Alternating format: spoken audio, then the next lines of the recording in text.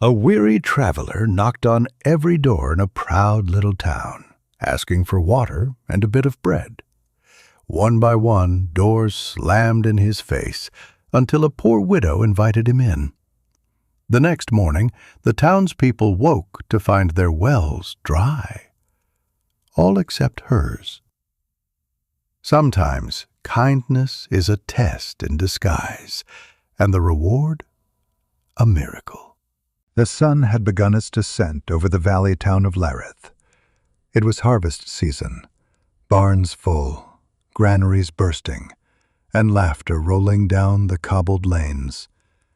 The townspeople prided themselves on their prosperity. Late that afternoon, a dust-covered traveler appeared at the edge of town. His robe was faded, sandals worn thin, and a small satchel hung by a thread from his shoulder. He greeted the first home he saw with a smile and a bow. "Good evening, kind soul. Might you spare a drink of water for a weary traveler?" The woman at the door looked him over, her nose wrinkling at his tattered clothes. "Water? Go to the stream where you came from," she snapped, slamming the door. At the next house, and the next, and the next, it was the same story. Some mocked him.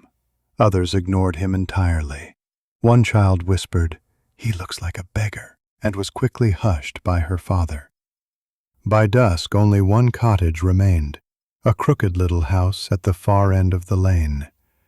A candle flickered weakly in its window. An old widow named Marin opened the door. Her gray hair was tied in a scarf, her dress patched but clean. "Come in, traveler," she said without hesitation. "You look half dead from the road."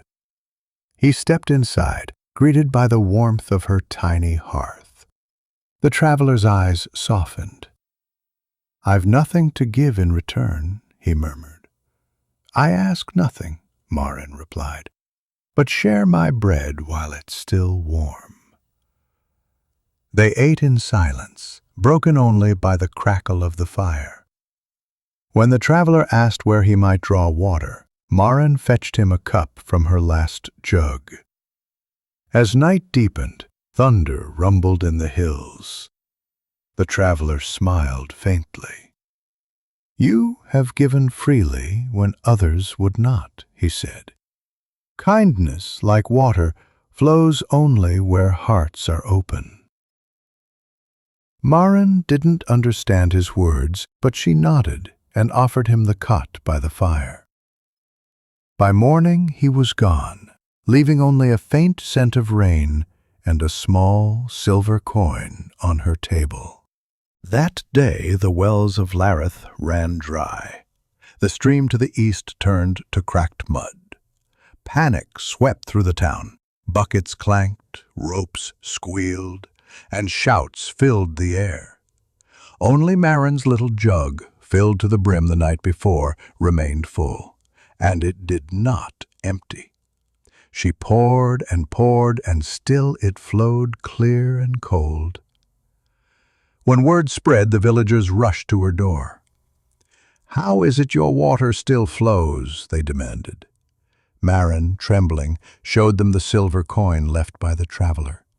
It shimmered with an inscription none could read. That evening, dark clouds gathered again over the valley, and rain fell for the first time in months, gentle at first, then steady, washing the dust from rooftops and hearts alike. Only then did the townspeople realize who their visitor had been.